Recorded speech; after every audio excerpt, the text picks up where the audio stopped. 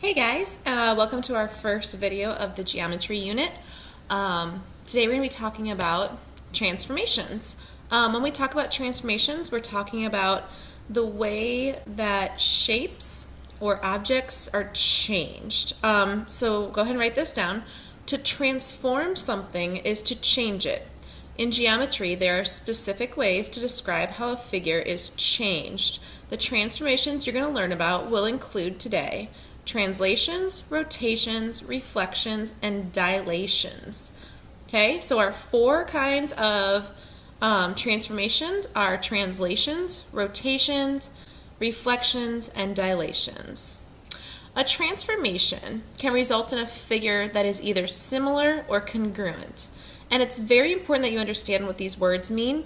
Congruent means the shapes are exactly the same size and shape, they're just in a different position. So nothing changes about the shape except where it's located. And you're going to see more examples of this as we move on. Similar means the shapes have the same angles and the ratios of the sides are the same, but that they are different sizes. Okay, so anytime you see a shape that's a different size from the one that you're looking at, that's going to be a similar shape, okay? And anytime they're the exact same size, it's going to be congruent. The size is the big thing that's going to give it away.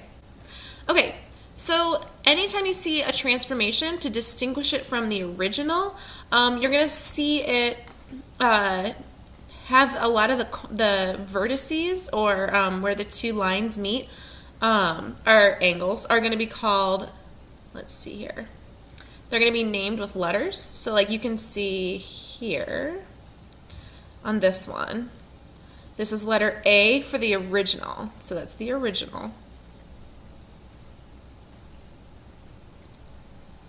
Okay, and then down here, this is our transformed shape. You can see this little dash right here after the A. Right there after the A. And you see them after all the letters too. A, B, C, D, E. That's called a prime symbol. It's just to distinguish that the two shapes aren't exactly the same. We've basically, if you're familiar at all with computer lingo, we basically copied that, and we've pasted it over here.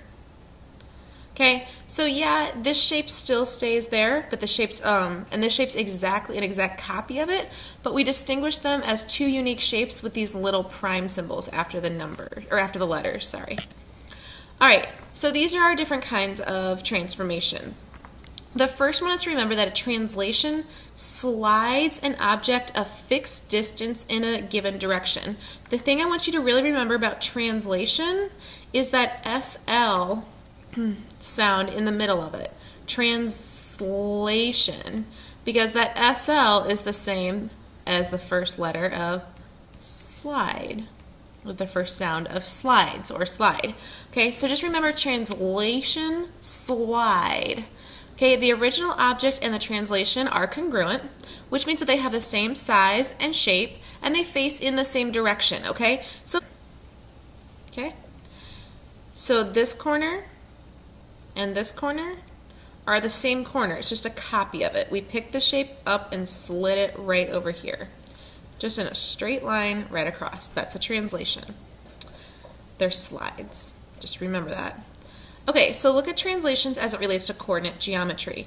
A big theme you're going to see in the next couple days is that polygons and coordinate geometry kind of go hand in hand. Okay, so the example here shows us how each vertex moves in the same direction. Vertex would be the same thing as an angle. It's where two lines meet in a two-dimensional shape. It's the same thing as an angle.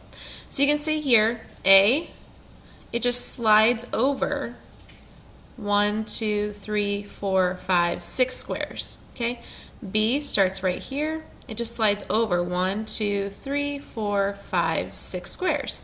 And C just slides over. So it's just a really easy slide to copy the shape.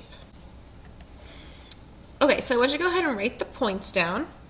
For A, I will give you a hint that A here is, the coordinate is, the X is -4, sorry, and the Y is 5. So for coordinate A, I want you to write it down. I'll give you the first one. So for A, our coordinates are -4, comma, positive, what did I say, 5? -4, positive 5. Okay? And if you go over here to A prime, which is that A with that little apostrophe after it, it would be +2, positive 5. So A prime is +2, positive 5. And when it's positive, we don't need to write the plus sign. Okay, so I want you to fill in the rest for A, B, and C. I want you to just use your own words to describe how these two shapes are alike and also how they are different. Go and pause the video here and while everyone takes a moment and writes that down.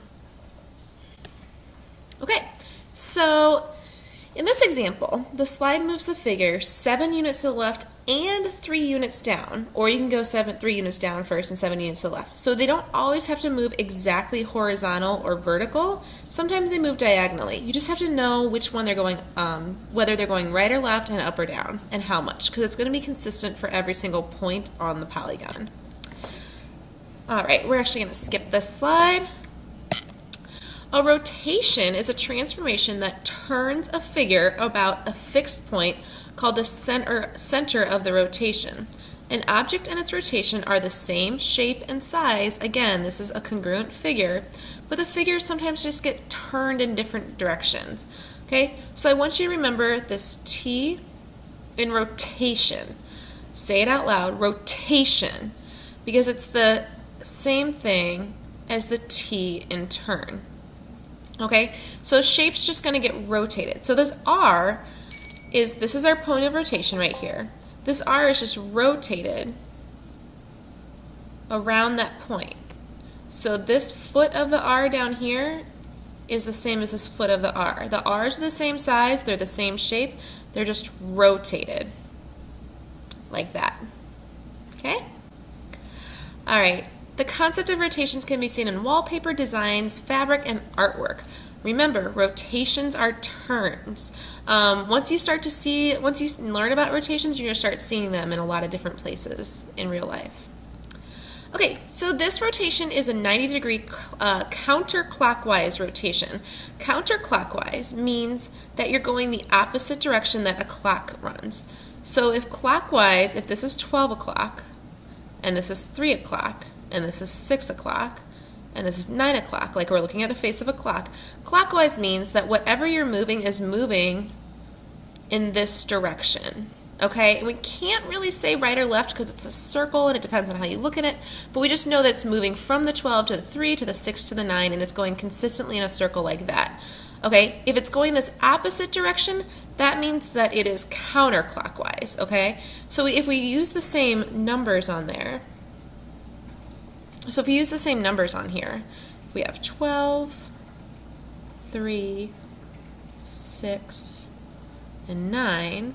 Let's go back. You can see how this arrow will spin from the 12 to the 9, which is not the direction that the clock goes.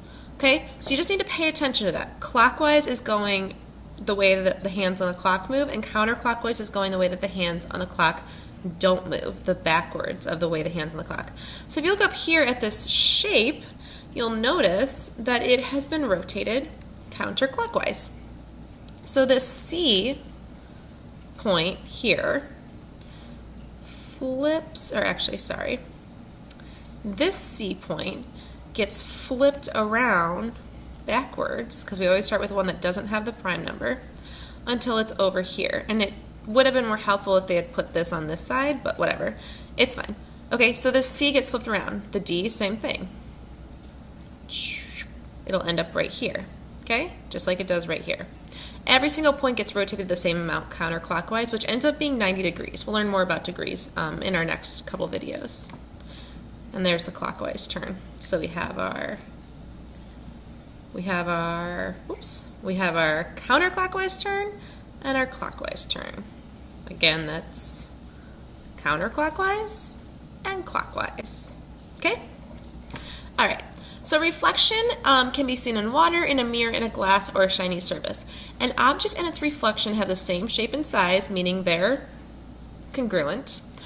but the figures face in a completely opposite direction. So everything is completely flipped around. And I want you to remember reflection is a flip, okay? Reflection and flip.